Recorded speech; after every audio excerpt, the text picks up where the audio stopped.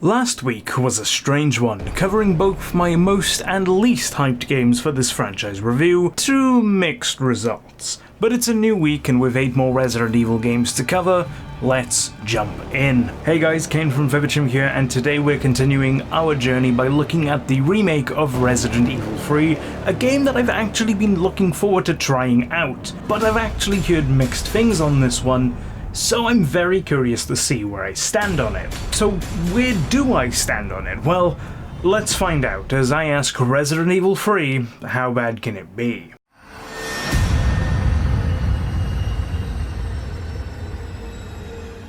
The story of Resident Evil 3 takes place at the same time as Resident Evil 2, also taking place in Raccoon City.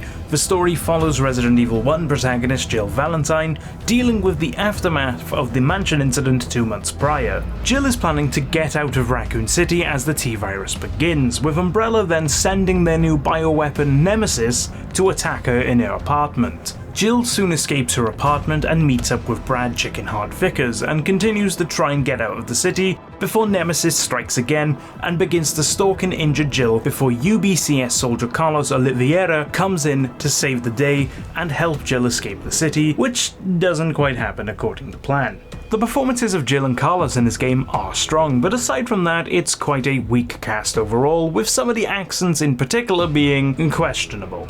But the simple and to-the-point story of Jill just wanting to leave the city and getting put through the ringer like it's Die Hard is really entertaining, and while a lot of people don't like the action-centric Resident Evil games, I think this one does it really well. The only issue I had with its story is that it's incredibly short. My first playthrough was 4 hours and 40 minutes at a leisurely pace with a walkthrough and watching cutscenes. My second playthrough was under half of that at 2 hours and 12 minutes.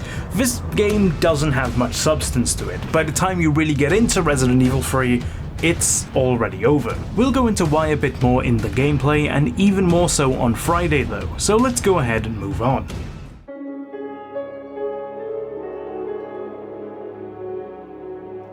Resident Evil 3 is still using the same RE engine that 7 and the remake of 2 used, which is a good thing, as that means the game looks fantastic. I love the look of Raccoon City and how it was expanded from RE2, but I still wish we could have got a lot more of a feel for it. It never actually feels like a city, with the cramped and cluttered streets being the only hint of something bigger. It's really just a series of small cramped areas, and it doesn't work well in 3 the same way that being cramped did in 2. When in Resident Evil 2, you're indoors in one locale for most of the experience. A sense of claustrophobia goes a long way there, but when you're doing the grand action movie approach, why bother with so many enclosed areas? Show us the scale of the tragedy unfolding throughout the game. The atmosphere is good, though not really great, only peaking whenever Nemesis shows up as he poses a real threat, but the overall action movie vibe really removes a lot of the atmosphere potential, making me clamour for a more open and large-scale game to compensate for it. In terms of audio, the game doesn't quite live up to 2's sound design, but I really like the score in this game. I think it's solid, though nothing too noteworthy, but a personal favourite of mine is the small piece that represents Nemesis showing up, shown at the start of this video, and the small save room theme. It's nice.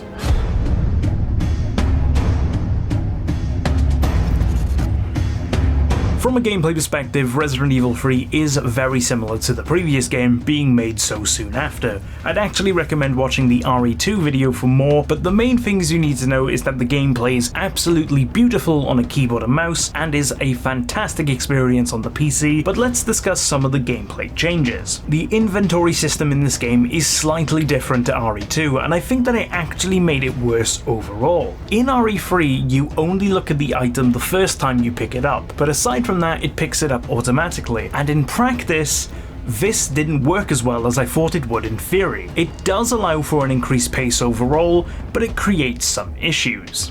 Not being able to see your inventory with each item makes it harder to keep track of your space, often leading to a full inventory and an extra trip to an item box. On top of that, you can't combine in the inventory on pickup anymore unless you are full. This means that to combine something, you have to pick it up, then open the inventory to combine, really adding an unnecessary step and pause in the flow. Secondly, I like to talk about the puzzles in this game, or well, the distinct lack of them. There is no fancy key system or statue that gives you an item. You have a podium which requires you collecting some gems, a bar balancing puzzle like in most RE games apparently, and a section where you plot a route, if you can even call that a puzzle. Aside from that, nothing is really a challenge and are just walls to progression, which isn't necessarily bad, but I think the absurd brain ticklers of RE is one of its biggest charms, and could have helped add more content to the experience overall. The enemies in the game overall are pretty cool, with the introduction of the Hunter Gammas being one of my favourites. We also saw the return of the Hunter Betas from RE1, and yet again, they are the most threatening enemy in this entire game. In fact, they are responsible for all but 2 of my deaths in RE3, and have the worst segment in the entire game where you are trapped in a small space with 3 of them at once, and all of the tricks you had from RE1 do not apply here, which really sucked. The Paleheads and Parasites meanwhile made for interesting enemy variants, though they were more of just a nuisance than an actual threat, just lumbering around and being a little tougher to kill. Then we have Nemesis, which despite being very cool and a threat, was one of the biggest sources of disappointment in this game for me. I love the enemy and the design, but instead of having him be a constant threat to Jill like he's supposed to be, or like Mr. X, he's relegated to a variety of set pieces and boss fights for the most part. Every time he shows up, it feels like it's the scheduled time for him to do so. It doesn't really feel like this thing is hunting Jill, more that he's just that one friend who you don't really like, but you invite to the party anyway because you feel bad. Another key difference is that this game encourages you to fight Nemesis, unlike 2 where fighting Mr. X is kind of pointless. Hit him with a grenade and he drops an item for you to take. Also, he's stunned, so you can just run away from him and basically win the scene. It's just that easy.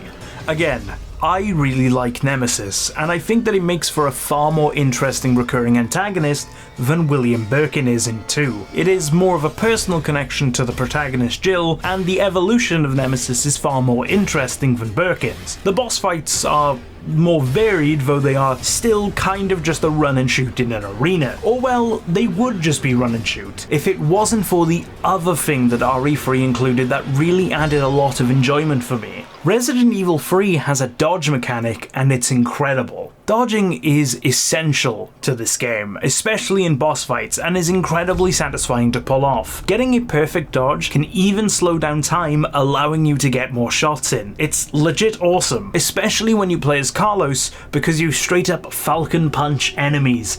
It's hilarious, especially when you give them hunters what they deserve. Speaking of Carlos, his sections are pretty much just a straight shooter as you tear through enemies with your assault rifle. Nothing too special, but the fun part of them is that you get to return to the police station from RE2 before the events of that game and see what happened to each area. It was very cool to see. RE3 is a weird one because I find myself being very disappointed with a lot of aspects that this game has, specifically how short it is and the Nemesis implementation, but I wouldn't go as far to say that the game is bad. In fact, I really like this game. It's really good and I loved playing it. But I feel like it could have been a lot more. It's a game that feels like it had a lot cut out of it just because they wanted to streamline it down and lock it in for a quick release after Resident Evil 2 Remake did so well. It's perfectly fine and I enjoyed playing it, having actually played it twice, and probably going to play it a third time as well on top of that. But I don't know, it feels like that there's just something that it could have been there. It's missing something. It's almost as if they attached another project to it at the hip, which really dragged it down, but more on that Friday. For more VividChim content, why not hit the subscribe button and that little bell to be notified as soon as a video drops. I've been Kane from VividChim, and I'll see you all soon.